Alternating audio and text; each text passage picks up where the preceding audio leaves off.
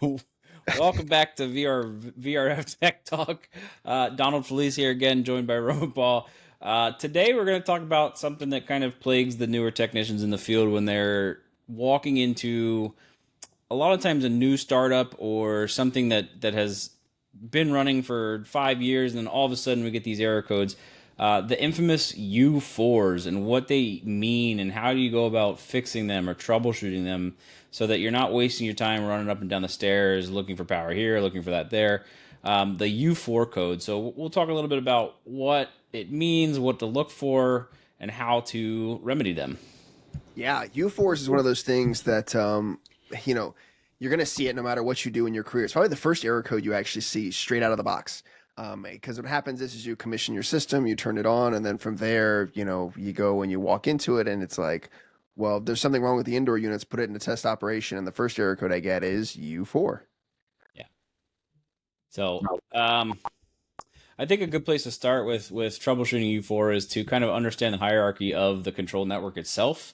Now, again, we're speaking strictly with Daikin now, and it's going to be different per manufacturer, right? Because Daikin is really the only one that um, does it this specific way. Well, I guess not really only one, but me and Roman are familiar with it. The other manufacturers do it a little bit differently. Yeah, so one of those things with U4s, it's a communication fault. And I would say it's probably the biggest blanket error code that exists in VRV systems or VRF systems as a whole. It's not just, the blanket that it says, hey, there's a communication fault. It's that U4s could literally mean anything is wrong in the system. It could be communication wiring between systems. It could be communication wiring between outdoor units and indoor units, an incorrect count. Someone turned off an indoor unit. And that's U4 is universal for Daikin. But again, there's those communication codes out there for Mitsubishi, LG, Samsung, Hitachi, where, it is that blanket umbrella where it's like, hey, I have a comm fault. What's wrong? And it's like, well, it could be a number of things, right? We could have a bad transformer, missing a leg of high voltage.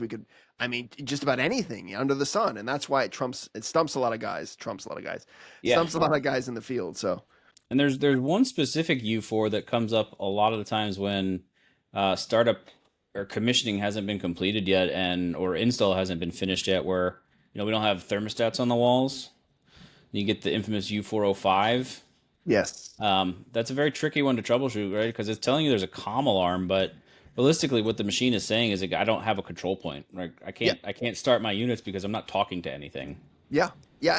And with those U4s too, there's different layers to it, right? Are we talking about a U4 at the startup of a system's life for the very first time? Are we talking about a U4 5 years down the road? Are we talking about a U4 after 15 years of operation? I mean, all of those error codes are different. And obviously, the further back in the generations you go, VRV3, VRV2, man, if you're out there troubleshooting VRV2, give me a call. That's a good time right there. But those systems, they don't have sub error codes. And so you're kind of handicapped by just saying, well, what the heck is wrong? Well, I have no Right. idea. Now we at least have subcodes, but you're also going to find some of those U4s aren't even in the manual for troubleshooting. And so where do you go? What do you do? And what do you look at? Right.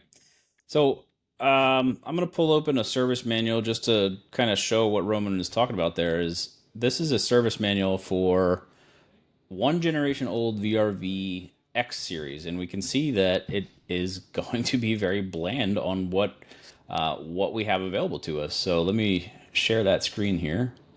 Go ahead, Remember man. how to? I'm still a computer. I'm a computer noob. Listen, I'll I tell don't you, have. U4 is one of those things where, like, I called tech support.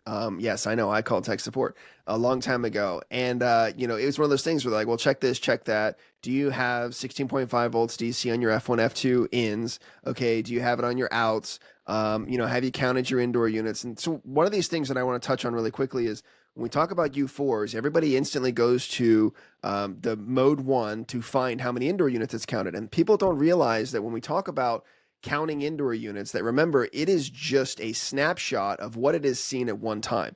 Right. Actually counting indoor units does not mean that your system actively sees all of those indoor units. It's just saying that it counted them once upon a time, and the U4 might be because it doesn't see all 10 indoor units anymore. So everybody goes into that mode one where they're going to go count the indoor units, and they say, well, it says it sees 10 units, so I don't know why I still have a U4. And it's like, no, it counted 10 units maybe 15, 20 minutes ago. It may not see 10 units anymore. Hook up your service checker and see if it finds all of them, right? Or put it in a fan on mode and go inside and start looking at fan coils to see if the fan's running. And my favorite out of all of them, setting mode 221 refrigerant recovery mode, which is a force communication mode. When I say force communication mode, I mean that the outdoor unit is sending a signal on repeat to open expansion valves, lock thermostats, turn on your light on your BRC controller.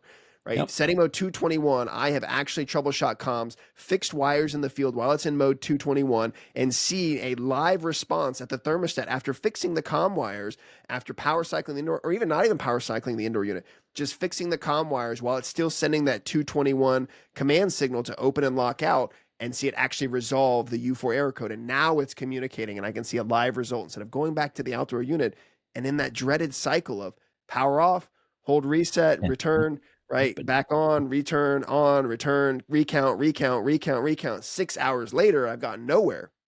Put that thing in 221 and go inside and start checking your voltage, checking your comm wires, checking your indoor units. And when you fix it, it will actually reflect the change right then and there instead of having to do it recount. So, sorry, a little tangent That's about also my favorite thing to do when I get the phone call of like, I've got a U4 and, I don't know where to start is put it in recovery mode, put it in 221 and then walk the stats. The one that you can't control, Yep. or the one that you can control, excuse me, that's the one that is your issue, right? You shouldn't be able to do anything to that unit. You should be able to turn it on and off. Yep.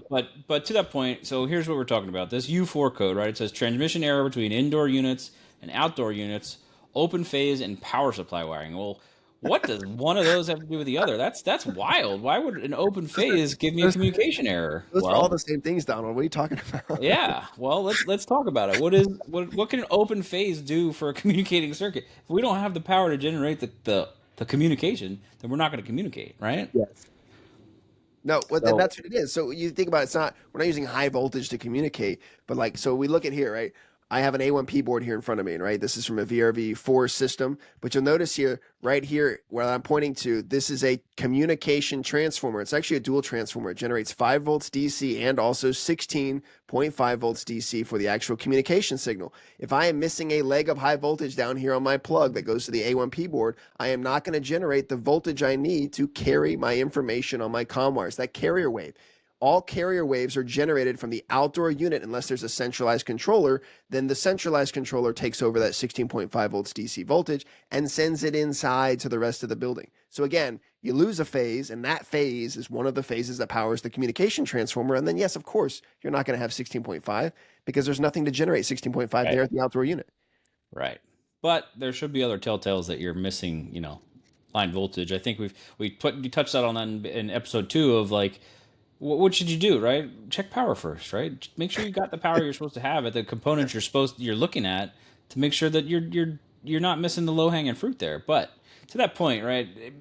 The communication signal, or Roman was talking about, that 16 volts DC, right? That's all based on what is connected, how long your wires are, right? So checking at the end of the string, you might find that it's 14.8. As long as it's a solid voltage and not dropping out and you don't have anything shorted, then yes, that voltage will have an inherent drop across that line. Now, when you start dipping underneath that 14 volts, then that's when you start having dropouts of the actual comm line voltage. That's when you're going to see U4s or intermittent UHs or machines dropping in and out. They'll show up as a blue triangle intermittently on your iTouch. But having a solid voltage is very important on that comm line. Taking your meter, putting it on DC, and reading that voltage. Yeah. So I had a gentleman named Luke Reed who reached out to me recently out of Boston. And he was like, hey, man, I have communication problems on my system. I'm like, okay, what's going on? And so he's telling me, and he's going on. And then he tells me the readings he has between F1, F2 in on the outdoor unit with the centralized controller disconnected. And he was like, okay, and normal stuff, right? 14.7, maybe 15. It's a heavily loaded comm wire. It's old building. It's had a lot of problems. Got a lot of communication faults in and out, dipping in and out. He goes to the end of the communication chain. When I say end, he's going to the last point in that communication chain, furthest from the outdoor unit in that daisy chain, and reading voltage. And lo and behold, my surprise, he had 12.3 volts DC at the end of the comm line. 12.3, and it was still communicating. And I was like, man, the lowest I have ever seen in the field that actually works is about 14.1, 14.2, maybe even 14 volts DC at the end of the comm line. 12.3 means one of two things. Either, you have power issues within the building, your wiring is way too long, right? Because remember, longer the wire, the more resistance that's added to that wire. We get over a certain amount of length. And of course, no matter what voltage you send down it, it's going to drop enough to where you're not actually carrying those data packets anymore. I did a did a symposium presentation this year, the HVAC symposium. Huge shout out for HVAC school there. And I talked about communication and data packets, not just for Daikin, but for all communicating equipment and what we're doing. Those ones and zeros, that binary code that it's carrying on a carrier wave, that carrier wave is 16.5 volts DC. You add a bunch of resistance or long wire lengths to the system, and you're naturally going to drop that carrier wave. And when that carrier wave voltage drops down, well, of course, the data packets don't make it either. And the signals aren't as strong as they should be, and you lose data packets along the way. And then the U4 generates. Remember, these systems are communicating 7 times per data set. So what does that mean? That means that they're sending a signal to request for information. What is your cooling set point? What is your temperature thermistor? 7 times in a row. And if it doesn't get a response back, it generates a U4 over 5 minutes, right? These are things that we know, not maybe just from the service manual. Maybe that's just me insider knowledge from knowing Daikin equipment, but that's how the system operates. That's what the system actually looks at with a U4. And so a lot of these things go into play where it's like, I don't know where to start. We'll start by measuring voltage, pull your centralized controller off, right? Let's start where we know that the outdoor board is generating the 16.5 volts DC signal. Pull all wires off. I don't care. Make sure you have 16.5 with nothing connected. Yeah. And then land your in wires, right? And see what the voltage does. Does it drop all the way down to 12? Well, then you might have a short in the circuit, high resistance short in the circuit, or your wire length's really crazy long. Then land your wires back again to the outdoor unit, go to the first box, BS box, or the first indoor unit, and just have it one-to-one connection and see what the voltage looks like now. Can I communicate? Does it respond in 221? And if it does, then you just keep removing and adding systems until you get to the end and you find your problem child that crashes the entire comm network. So I think that brings up a good topic that, 10 years in the field and 10 years in my marketplace, and we still run into it more frequent than I think we should, is the type of wire that this communication is working on. Yes. Daikin is very specific on their wire, and it's often done incorrectly. So Daikin really wants you to use a 16 to 18 gauge stranded, non-shielded wire. And when I say stranded, that means that there's multiple pieces of small copper inside of one piece of PVC jacket. It's very important, right? The reason why we don't want to use solid core stat wire, like you can pick up from Home Depot, it comes on a spool, it's brown, it's got 8 conductors inside of it. The single conductor wire does not transfer enough data packets for this communication signal to be as robust as it needs to be to travel, right, the 3,200 possible feet that we're allowed. The reason being is it's a really crappy picture, but I'll bring it into the fold here. The data packets on a communication wire ride on the outside of the wire, meaning they're on the surface of the wire, just like you would have like surface tension for water in a cup and it doesn't spill over. It's very important to have surface area for the wire. So if we're saying that this is a solid core piece of wire and this is a solid core piece of wire, you can see that all of the data packets represented by these tiny little circles are traveling on the outside of the wire. Now, this is a really bad drawing, but we have 1, 2, 3, 4, 5, 6, 7, 8, 9, and we can double that. We'll have 10 total data packets. Now, say that you take this giant piece of wire, this single core, and you shrink it down, and each one of those now has 10 pieces around it. Now you have 10 small pieces of wire inside of a larger piece of wire, right? You've quadrupled or you doubled or you tripled, whatever you've done, your amount of information that you're transferring over that wire has grown exponentially because you're using the correct type of wire.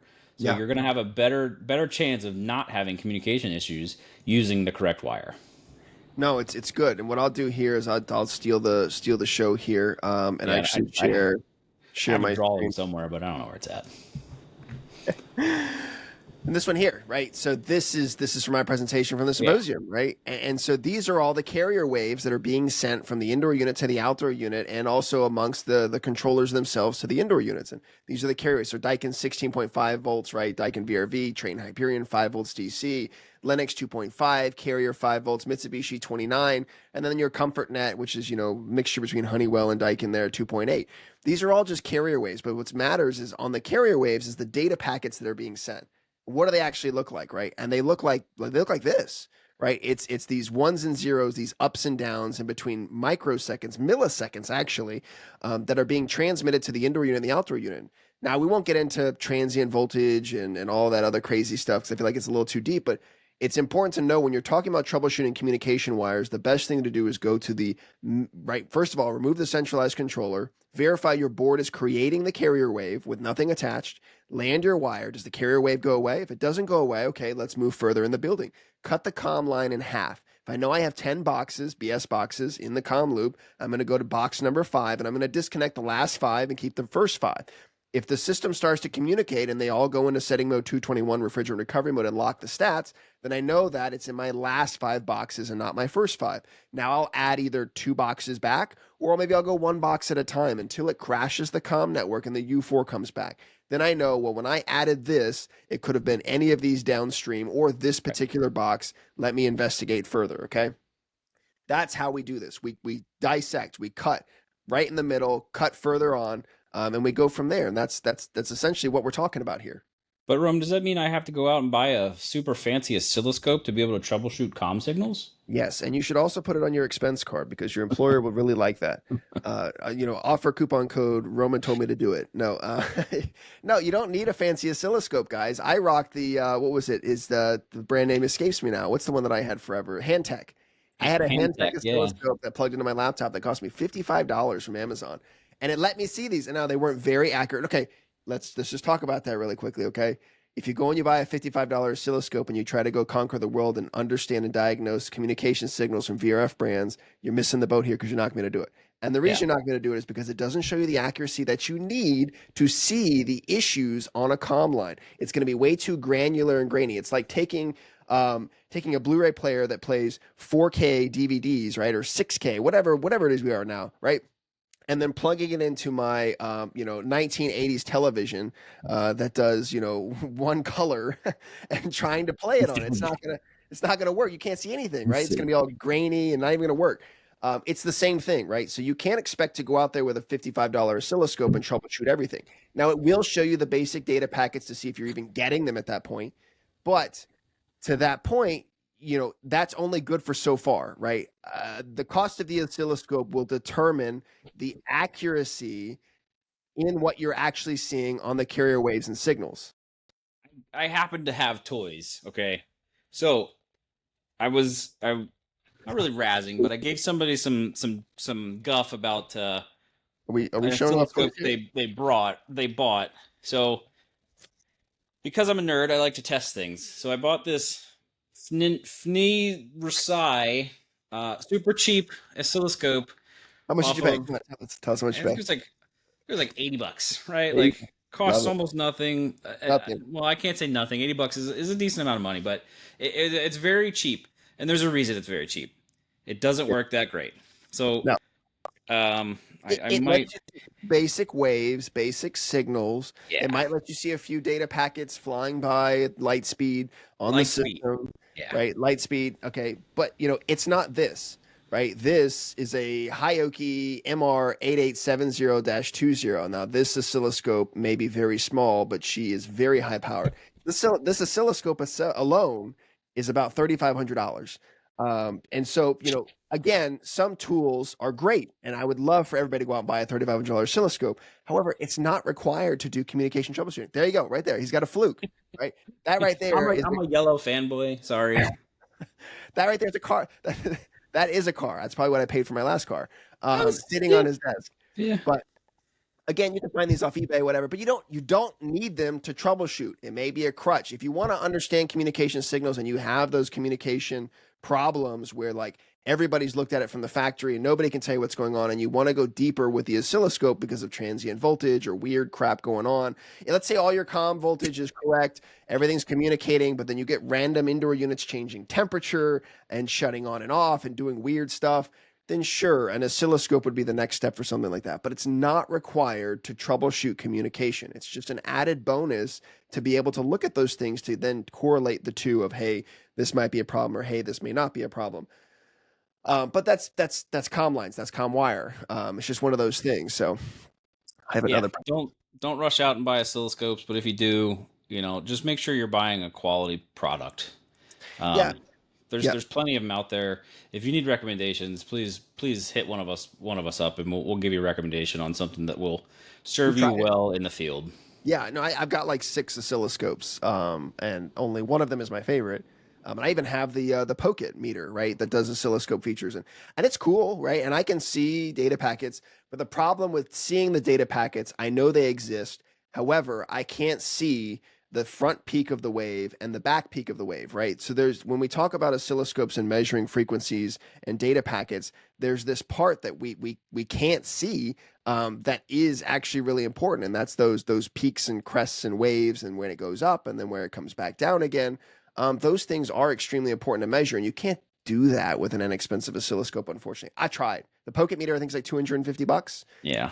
And I had high expectations. A lot of people said it was great. They said I need to get it. It's the bee's knees. I don't know if people say that still, but I still rock it. So whatever.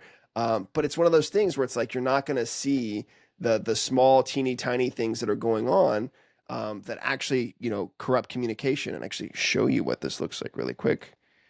Here we go. And ta-da.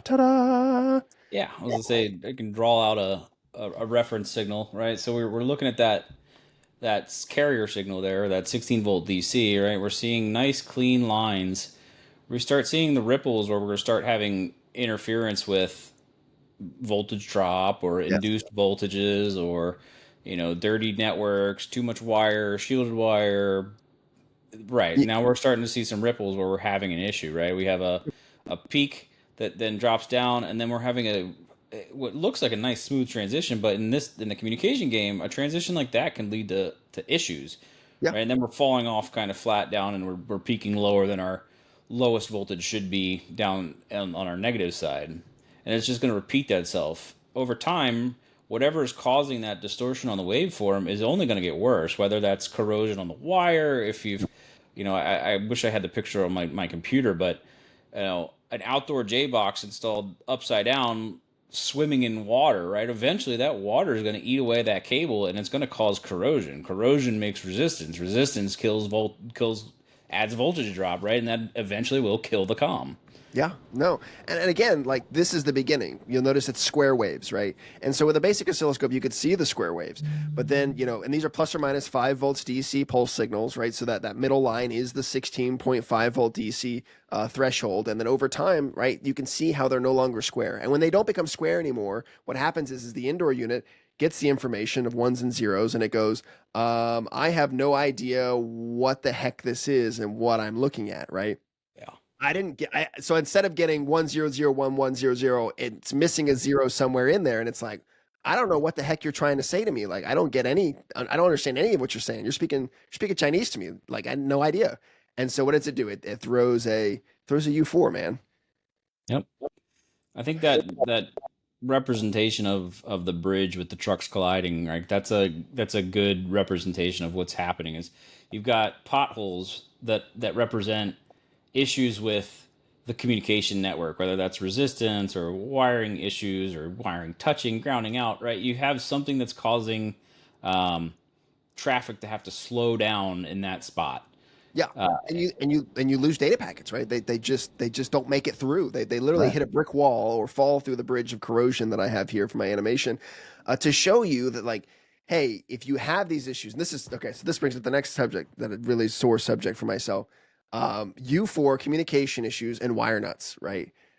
Why can't you wire nut comm wires? I do it all the time, and I've never had a problem. I put VRF systems Like in these? a house, and we went all 18/8 thermostat wire because that's what I have, and no one told me otherwise. The Daikin guy said I could do it, so I did it, and now I've got communication issues. I've got U4s. I got random communication errors all Well, like throughout my system. what about like butt connectors like these ones? Like It's why can't you use splice solderless connectors? solderless heat shrink connectors, right? You take a heat gun, you apply the heat gun to that connector there. It melts the solder in the center, and it also makes it liquid and watertight to where you're not going to get moisture in that connection anymore. The only way that you should splice communication wires is with soldered connections. But why can't I just use a regular butt connector? Well, because when you again butt connector, sure. Does your butt connector even have the what's the one you have right now? Because there was a butt connector that I used back in the day that Oh, it just actually crimps had. on both sides, right? You just crimp it Oh no! together. Oh boy, Why no! not? You have resistance. You got added resistance in that connection. It's exposed to the environment. You get moisture in there. Electrolysis takes place. It builds up actual. I mean, when's the last time you checked it? Took a look at the Statue of Liberty, right? When it was built, it's made of copper, right? I'm pretty sure it looked like copper when it was built, right? And now look at it. It's a giant green statue.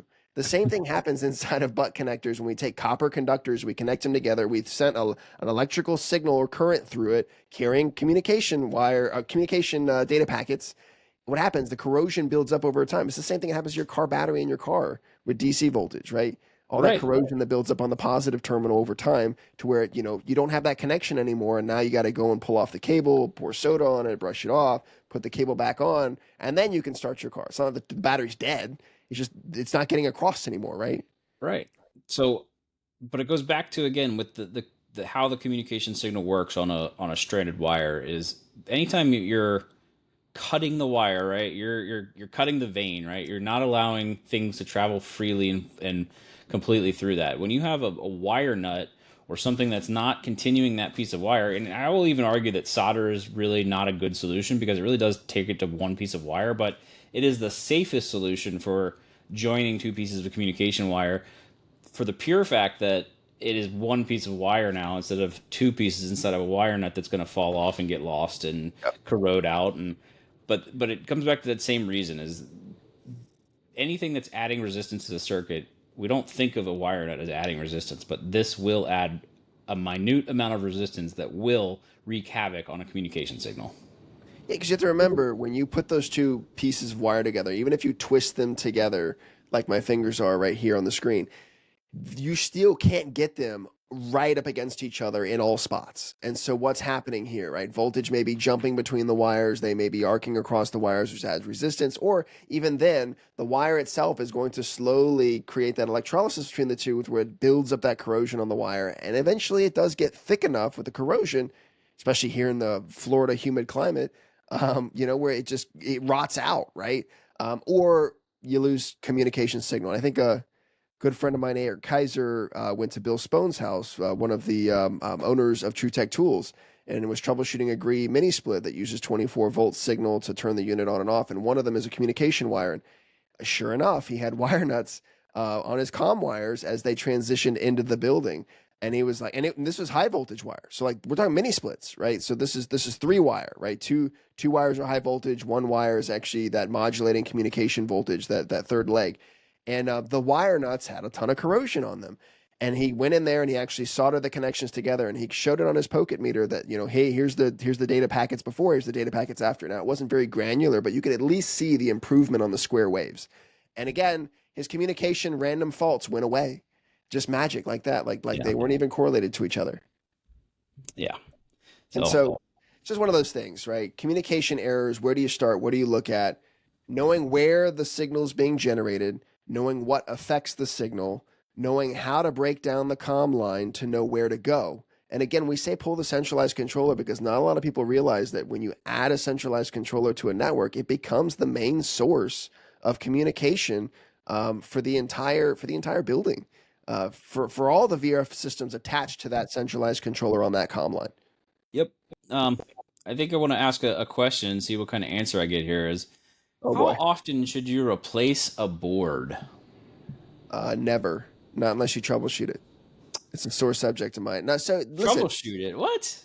But the call center told me that I needed a new A1P board. I'm going to Okay. scream at this microphone really quick. No, so we get in this habit, and have been in this habit for a long time as an industry, where the more complex the equipment gets, the more reliant on tech support and also the service manuals we become. And that was a good thing because we were learning the equipment. We've gotten to the point now where we understand the most basic components in these boards and how they operate and what they do, to the point now where if the troubleshooting tree ends at the board being bad, there's actually a few other things you can actually check. I mean, I made an A1P troubleshooting guide just to start using that to keep people from replacing the number one component that everybody thinks is bad. And that's this right here, right? This A1P board, it is not bad. Most likely it's not. Maybe a fuse is blown. Maybe you've got wires hooked up incorrectly. Maybe you've got high resistance on the wires. It's one of those things where you have to break it down to the source, and it all comes down to voltage, right? Do I have my incoming power? Do I have my voltage coming out of my transformer? Because if you don't, you could have a bad transformer. Sure, that's bad, right? That's a bad board. But having that at the end of the troubleshooting tree just tells us that, hey, I've done everything. So let me just jump to the end and get a new board, right? I'm not going to go through the 15 checks that it wants me to pull. It wants me to cut how many zip ties? 73 zip ties and pull off a bunch of plugs and turn it off and turn it on. And let me stand on my head and then turn around 2 times and look at the orientation of the moon. I'm just going to order a new board. I don't have time for all this crap. Yeah, I don't have time for it. And guess what happens when they turn it on with the new board? They get a U4. They Well, got it the didn't same go problem. away. Now you're waiting for the call center to call you back. You got an upset customer because they still don't have an air conditioner and you're still in the same spot. Where if you just took that extra 25, 30 minutes to go through and check what you need to check, you would have probably fixed it day one. Yeah, and it's one of those things too where it's like, okay, we could say all these excuses. Well, tech support told me to do this, and it's like you got to remember that I love tech support nonetheless. I have nothing terribly bad to say about them. It's getting better every day. But the thing is you have to remember that what is their motivation for telling you to change the board, and that may be just to close the call out altogether to where their ticket should not be open for more than a day. They've been told don't have your tickets open more than a day. And so what are they going to do? They're going to go through and they're going to say, hey, just change the A1P board because, out of the 10 guys that I've talked to in my 1 year career here at the manufacturer, that's probably going to fix your problem. Right. And if it doesn't, then it's like, well, have you tried changing every other board in the unit? Because that might be the next step. Right. Gotta love that. Right. We make the joke about on all the forums and all the Facebook groups of like load the parts cannon, but realistically, like don't be that guy. Don't load the parts cannon. Don't do it. Take You your better. take your time and troubleshooting. Like if not for nothing else, like your time is worth more than a board, and your customer's money is worth more than that board. So make sure that you're using your customer's money wisely when you're out troubleshooting issues. Yes. No, and so this is the guide. So if you haven't seen the guide yet, here's the guide. It points out the major components, where the plugs are, where the communication isolation relays. That's right. If you short out the comm wires, the unit will actually protect the board from actually shorting out the A1P board. And so if you don't have 16.5 volts DC, you pull your wire and you check it again and you have 16.5 volts DC. It's that those relays in the bottom side here actually open up to protect the board from actually blowing out the transformer on the board because of a short.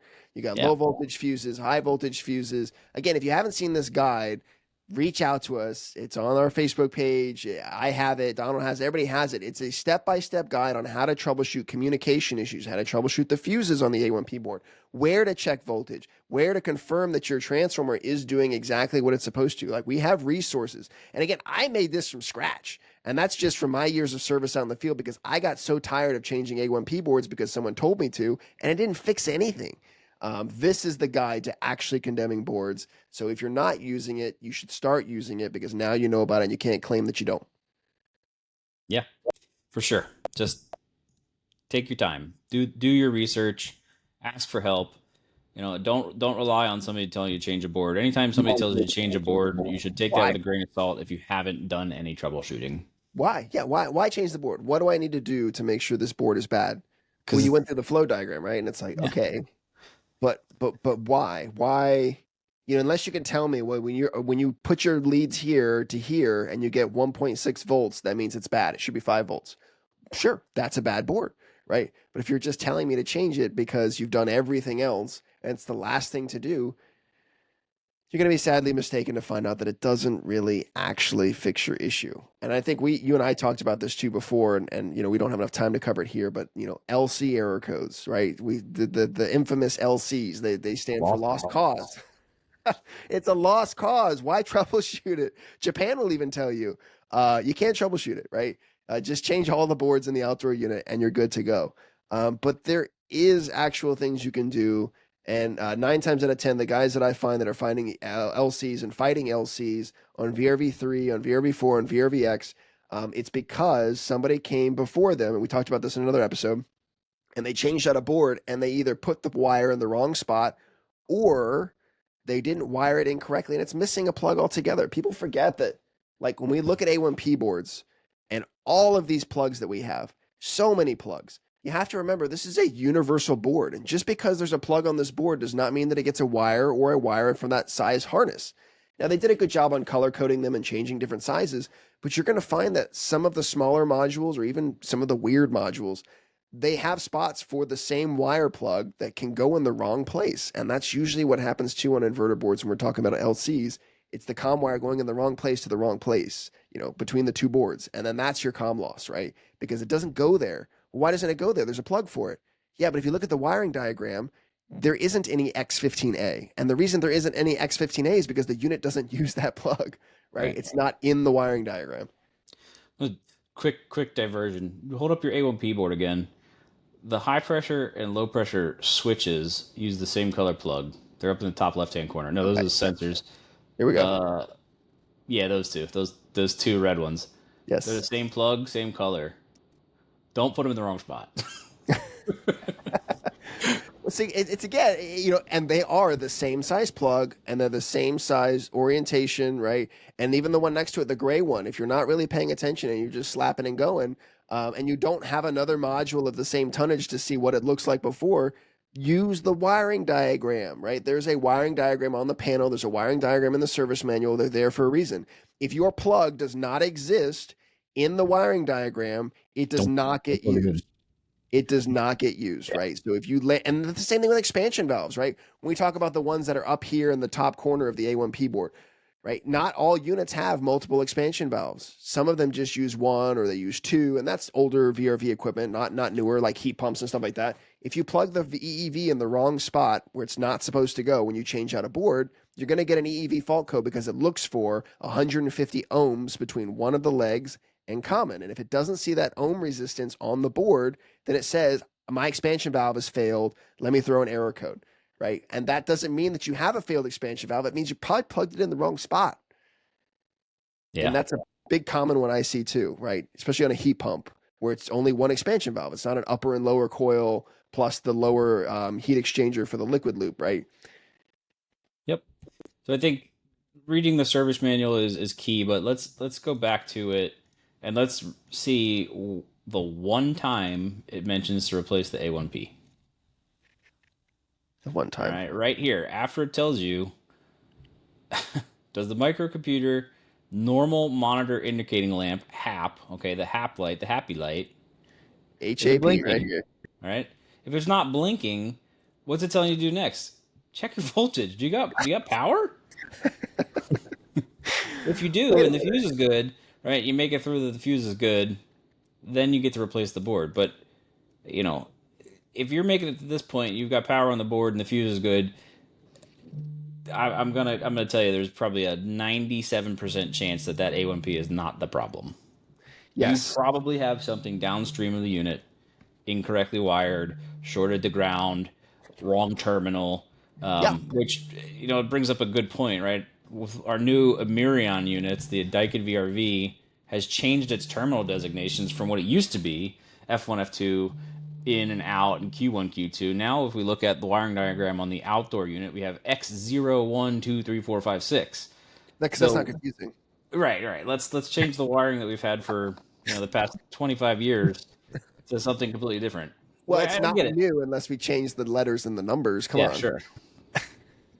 But just be mindful of that, right? And one of the biggest things that got me early in my career with this Daikin product is how the terminal strips work. I wish I had one to show, but how the terminal strips on the indoor units work. There's a panel that slides up and down for factory side of the wiring and and field side of the wiring.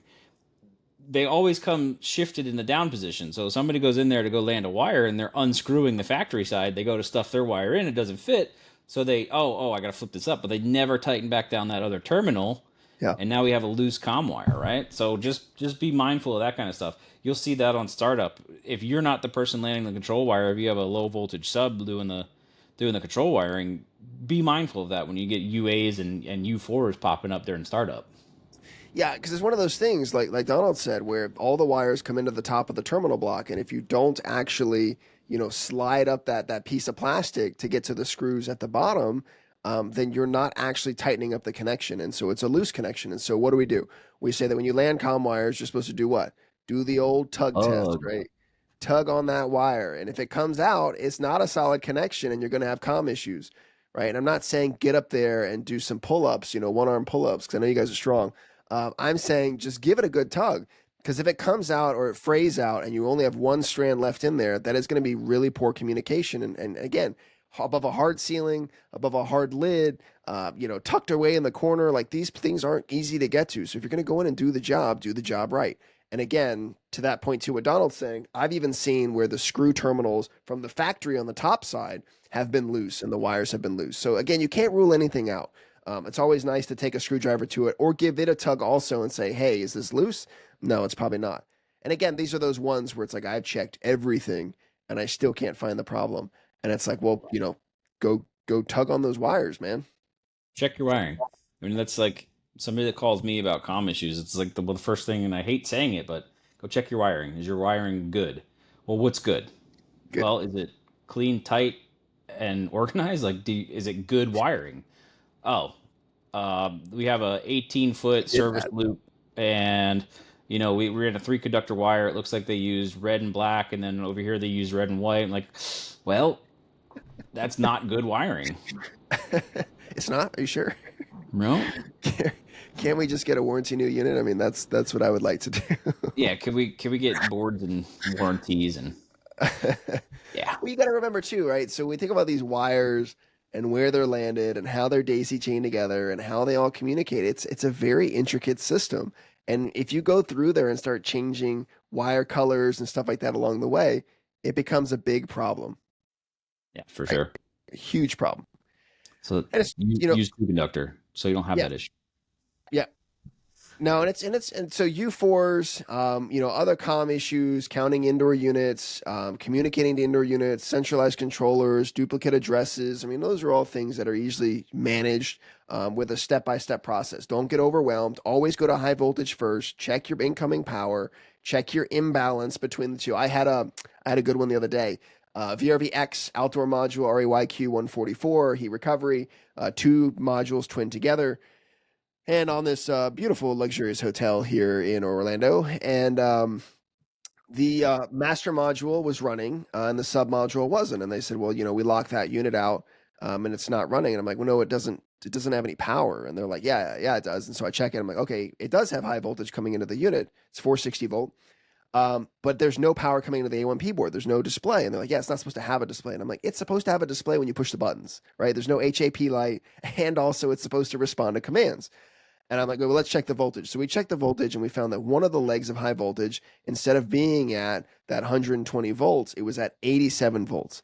And it was the leg of high voltage that powers the communication transformer. And so this module has been running with another module basically off. If the A1P board has no power and it's not communicating, the brain is dead. It's dead. a vegetable. Pull the plug. It's a dead unit. And so come to find out, there was where the high voltage comes out of so your 3-phase comes in, goes down to the transformer. The transformer then feeds back up into the module because it's 460. It steps it down to 240. And then that 120 comes across over through the boards. And there was a loose plug. It was a Molex plug. Actually, the wire for that A1P board came out of the backside of the Molex plug to where it was barely connected and it was dropping voltage. Just enough to where the A1P board wasn't communicating. Killed the power, snapped the connectors back together, fired right up, no problems.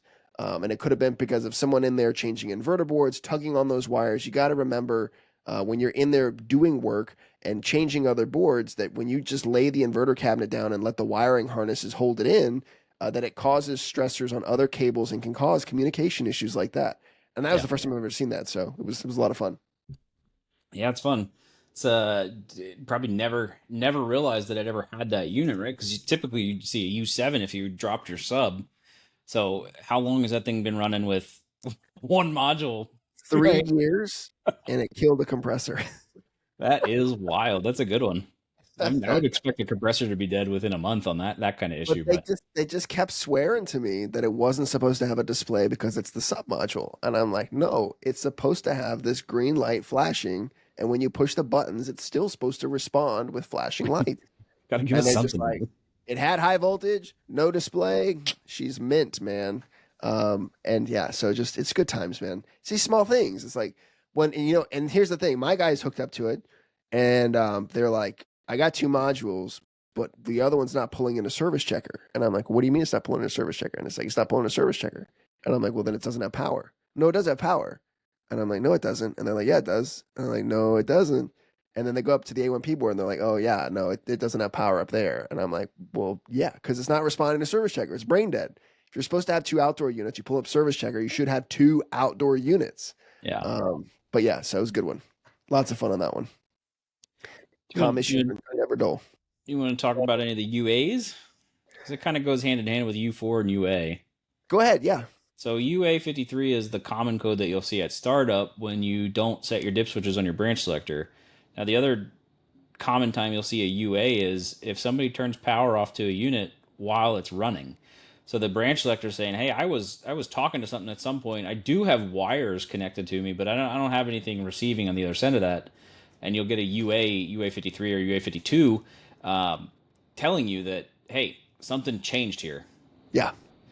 So UA53, just be careful with that one on startup. It's most likely your dip switches are set incorrectly on your boxes. Well, and so let's go even further into that, because remember, when your system first turns on, when I say turns on, doesn't actually run.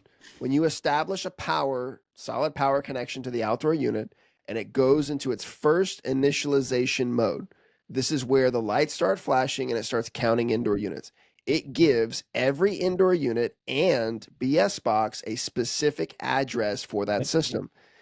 If you go and change dip switches, or you forget to change dip switches to disable a port after it goes to count something, and then you make the change really quick and you just power cycle it, right? Because the power cycle fixes everything. And then you get the error code back again. You have to remember that you have to force the outdoor unit to do a recount. And it's not just a recount, it's what we call a readdress. And the same thing has to happen when you mix up the wires on the indoor units for cross ports. When you've got an indoor unit wired to the wrong port, you have to then go back and force a recount on those units to give it a brand new address associated with that port on that box. Because if you don't, you're either going to get another UA53, which that one is a nightmare to troubleshoot sometimes. I've got a story about that. But the cross wire, they go and they fix the wire and they go, well, it's still sending the refrigerant to the wrong port. And it's like, well, yeah, did you do a recount? Readdress? Yeah. Well, I turned the power off. It's pretty cool that these boxes and these machines are smart enough to know that, hey, you changed the wire, it's still talking to that wrong unit. Yeah. So it still knows that this unit was on this port, now it's on this port. You're not going to get me like right? that. Yeah. No, I saw you moved it, but I know where he's at. He's right here. He still has this address. So reinitializing or readdressing at the outdoor unit it can get you through some troubleshooting issues too. So I'm gonna jump in with my story. Go ahead. We use that kind of purpose built when we're troubleshooting comm issues, right? Say somebody walks up to the iTouch and I got all the blue triangles and I don't know where to start. I got 40 units. I don't know where to start. Reinitialize the outdoor unit, right? Make it go count what it's connected to. As soon as it knows what it's connected to, and you have units that are turned off in the guest rooms or the suites or hotels. This is the most common. Hotels and multifamily. Somebody turns their unit off because they're saving power, right? But that killed the whole comm network. Reinitialize. Find that room. You just took 2 days worth of troubleshooting into 15 minutes. Yeah. Yep. So my horror story was this VRVX triple module system. I don't know what is up with X's and my problems, but they're real. And so system's been running for 5 years, and the unit let the smoke out of the A1P board. When I say let the smoke out, there's a bunch of capacitors here at the bottom next to the communication terminals. And so this one that I'm pointing to right above these orange relays, if you send 240 volts AC down your F1, F2 wires, this capacitor will actually explode and let the smoke out. It's a nice little firework, actually. It's like a little smoke bomb. And so what happened? Compressor was grounded. Another technician troubleshot it. Went to go replace the compressor. The inverter board was not changed because it was ruled not faulty. Well, turn the power back on. And what was happening was the inverter board was, because of how severe the ground was on the compressor, the inverter board was actually sending one leg of high voltage, 240 volts AC, down the communication wire that's connected in series with not only the fan driver boards, but all of the inverter boards and the A1P board. And so what did it do? Sending that COM communication down the A1P board, made it down to the F1, F2 terminals through the board, through the low pressure sensor, through the high pressure sensor, through everything. EEVs had 240 volts. Down the F1, F2 circuit, down through all the BS boxes, all the fan coils, and back again. And what did it do? It burned out every A1P board and the BS box at the end of the communication chain and just completely smoked every board. And it was wild to see. And that one was a UA53, and it just kept UA53, UA53, UA53. That's after I figured out that the board exploded and found that, hey, there's 240 volts on the comm line, right? Everything disconnected. Power up, 240 volts. Holy crap. What's up with that? So then I went back, I pulled all my comm wires off my inverter boards, off my fan driver board, and also off my A1P board, turned the power back on. I went from comm terminal to comm terminal between the inverter communication loop on the A1P board and found one inverter board sending 240 volts off the comm wire connection that's supposed to be 12 volts VDC. And so that board get changed. And then from there, it was just troubleshooting board after board after board, just finding one after another. And it took about a good 3-4 days to work through that entire system to get everything back up and running again. But it just, again, something you wouldn't think would happen, happened, right? And it blew the entire comm circuit at the end. I think it's killed somewhere close to 17 boards total. It's like a 12 port box. So that's the call center's best dream, man. All them A1Ps. Yeah, I know. I called everybody and I was like, what's it supposed to be? And so that brings up my next topic. What's Q1, Q2 supposed to be? What's Q1, the voltage, Q2. Donald? Regardless of what the factory says, because they're wrong. Well, depends on where you're checking it, but I haven't checked a Q1, Q2 in a long time, so Okay, I can tell you. I believe it was like 5 volts, something around 5 volt. So it's 0.500 VDC. So it's 500. So it's 0.5 volts DC. Yeah, right? half volt. There you go. It's a half a volt of DC between the modules.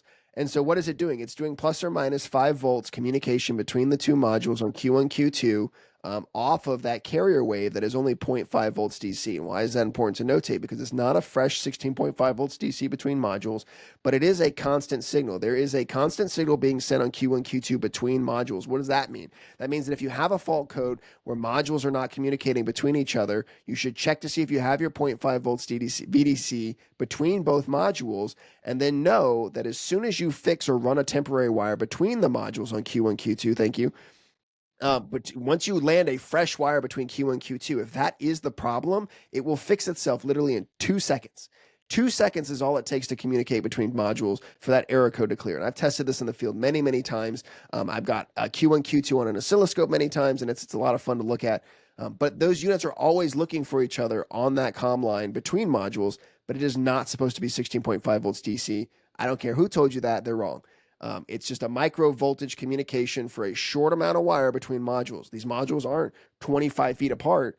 They're 5 feet, they're 2 feet, they're 3 feet apart. And so it's not needed to have that strong, robust communication signal between the modules. But just know it's also not something you have to do a recount on.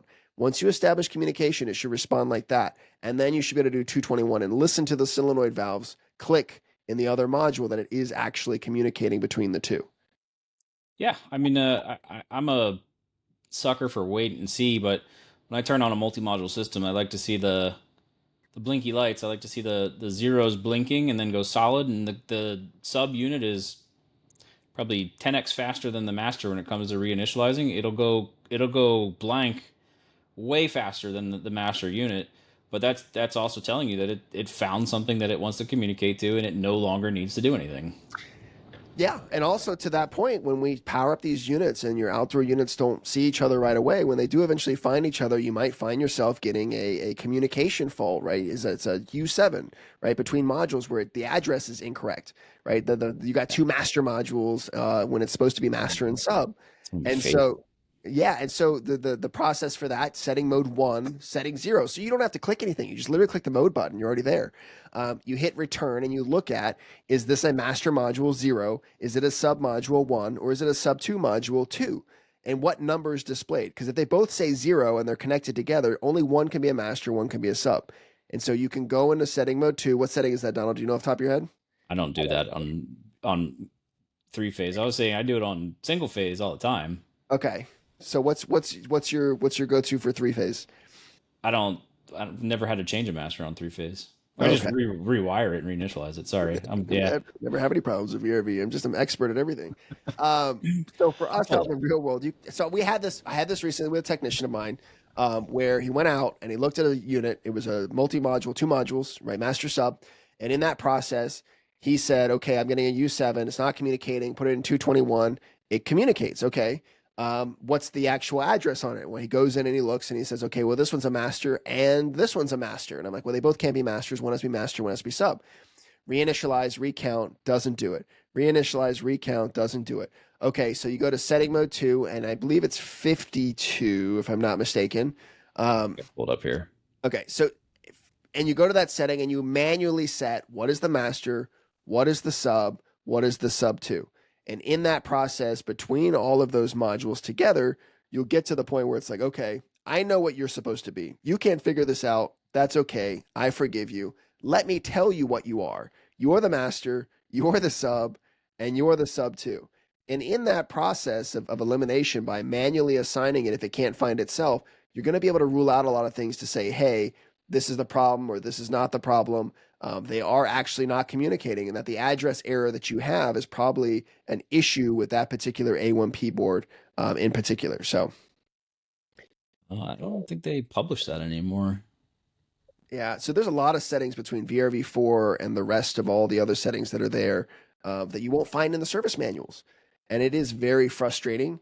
Unfortunately, thankfully, I have a lot of that stuff saved in secretive places. I actually sleep with a list of field settings under my pillow. So actually, I can share it really quick. It's not in there. 51. It's not It's in a 50. million. It's 51. Wow. So here we go. We're gonna share top secret information with you today here on the VRF Tech Talk Oh, podcast. there it is. There it is. Yeah, it's there. It's just it's not published in the. Well, maybe I just skipped over it. Yeah, 251 forced master, forced sub. Yeah. There we go. It's weird. Yeah, right there. Sequence multi-outdoor, sequence addressing between master and sub units, force master, forced sub 2, right? 251. So there are things that you can do to force them to communicate. And if they still don't, then that's when you can dive deeper and say, all right, I've done everything I can for this board. It is just stubborn as heck. It's time to change it. Yeah. And it fixed it, right? That was the solution, unfortunately, was changing out the A1P board. But yeah, so comm issues, they suck. We don't like them. Stop working on VRF because it also sucks. It doesn't get any easier. It's only getting more difficult. Guess just wait until we get into CO2 and Dude, R32. I just saw an ad for Daikin has a CO2 inverter heat Yeah. pump. Oh, yeah. Oh, yeah. We're getting into CO2, buddy. I'm I going to don't get want the that. documents from that. I've been talking to my guys over at Daikin UK, and they're keeping very tight-lipped about the service manual and the information for their CO2 system, although they've already done the training for it. But when I get that compressor layout, I'm really excited to see what they're doing with CO2 because it's only a matter. We're a hop, skip, and a jump away from CO2. We can't even get past R32 yet. So I know I'm over here on CO2 already, and we can't even get R32 in the door. Oh, so comm issues, break it down. It's KISS. Keep it simple, stupid, right? Go through the process of elimination. Remove your centralized controller. Remember, if my U4 is on my indoor units, it has nothing to do with a centralized controller. So process of elimination, let me get rid of all the things I don't need. Let me disconnect the BMS system. Let me disconnect all the other intricate controls. And let me just troubleshoot one-to-one what the problem is. This condenser to this indoor unit. And you'll find sometimes by disconnecting it from the centralized controller and from that system or multiple systems, that the U4s you're getting all throughout the building is only centralized to one system, but it's actually crashing the entire comm network for all units. So, yeah. Before we close out, how about a quick exercise? Because we didn't touch on this. How is it wired? this is a good one. All right. So I got a Solid looks like core I got a 8 wire. heat recovery outdoor unit. I got 2 branch selectors and I got 4 indoors. How would we start wiring this? This is a trick question. I'm going to fail this one. No, outdoor unit F1, F2 in goes to the BS boxes. We daisy chain together between outdoor unit and the first BS box. We don't do star communication, right? This is not a So we Christmas can't tree. We're not doing this, right? We're not No, going overhead. we're not No. connecting halfway through with All some right. wire nuts. We're coming back off the same terminals, moving over. Man, I love Vizio. And we move over to our other BS box and make our connection. So you're going to notice on the BS box, especially for multi-port and also the pass-through boxes that we have, that there is a F1, F2 in, outdoor, it says, and Sure. then there's F1, F2 BS BS box. unit. So the outdoor is just what we call the F1, F2 in, and then the BS unit is just your leaving. So they don't want you landing them on the same terminals because we really suck at landing wires under the same terminal correctly. So they just took it away altogether, and they took the jumper that comes off the board. And so what you do is from your outdoor unit on your first BS box, it goes to the outdoor terminal on F1, F2. Then going from that BS box to your other BS box, you're going to go on the BS box unit Yes. out from BS box 1 to then your outdoor terminal BS on your BS box number 2. It's not confusing at all, right? But but aren't they the same line? They are the same line, but they want it to pass through the microprocessor on the Yeah. BS box board to gather the information that's needed without skipping over the box. Because Interesting. remember, Do you, information of data packets that are being sent from the outdoor unit have a specific address for it. It's no what? different than IP addresses when you send stuff over the internet and it's going to a specific location. It sorts that information to say, is this my address? Nope, just keep passing the information along, right? This isn't me. Keep going. And So so that's why wiring is critical. if you were to just put the wires on the same terminal in the first box, what do you think would happen? So you may not get a communication error right away, but what's going to happen is the information gets mixed up over time, and you start to get indoor units that stop communicating. You start getting data packets that don't get sent to the right space. You'll find that indoor units jump in and jump out of communication. You find units that go into restart standby a lot. You find units that go into restart standby way too many times to actually give any kind of capacity. It's just a nightmare, right? And it may not be a problem right now. I've seen outdoor units connected together, twin modules on F1, F2 outs, and they run. They don't run well because they think they're by themselves. Right. Do what you're supposed to, and you won't have problems. Have you checked the wiring to make sure it's on the right terminals? So then Yep. let's keep going. BS boxes. Yeah. What do you do Right? from your BS box? I'm gonna move Every one. BS box is supposed to go from the individualized port to the other indoor units. So we've got A, B, C, D, right? We're going through the alphabet here. So if you guys didn't go to elementary school, you get to have that lesson now with BS boxes. Port A, port B, port C, right? So on and so forth, all the way down the letter chain there. But They but get do I just jump in like this? Do I just take no. another wire from there? No. So your comm loop from your outdoor units to your BS boxes is 16.5 volts DC. Then the information that passes through the microprocessor on the BS board then takes that information and puts it on a separate communication circuit to those indoor units.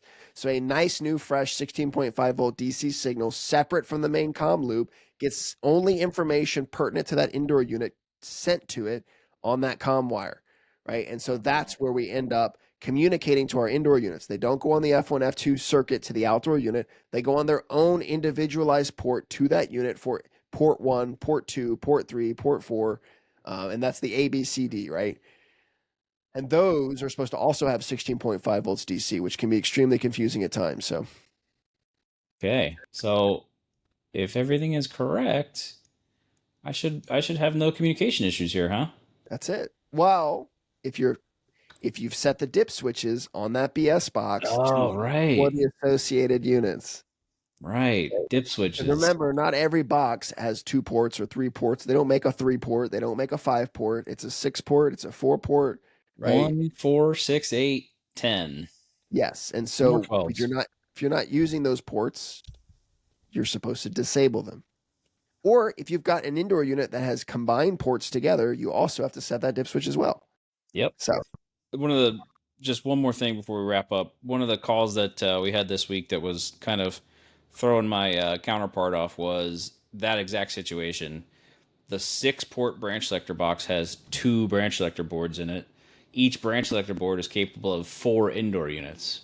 yep. So we don't have 2 ports Nope. automatically. Yep. So turn those dip switches back on or turn them off, right? Those 2 units aren't there. We're getting UA53s for units that are or a COM port that's looking for something that's physically not there. Yeah, because that's the thing. All it knows is that you're saying look for a unit on that port. Yep. And if it sees nothing, you're going to get an error code because it thinks there's a communication problem. Power's off to the unit. I'm sending information. I'm not getting an address signal back. I'm not getting information back. Yep. That's a lot of these things. Setting the dip switches, setting the rotary dials. We're talking about Mitsubishi and sequential addresses. It's the same thing. If you don't set the right address or you set a duplicate address, it becomes a problem. So, Right. So, all right, man. Well, good talk. We'll see you yeah. later. All right. Wrapping it up. Talk to you later, See ya. man. See you next one.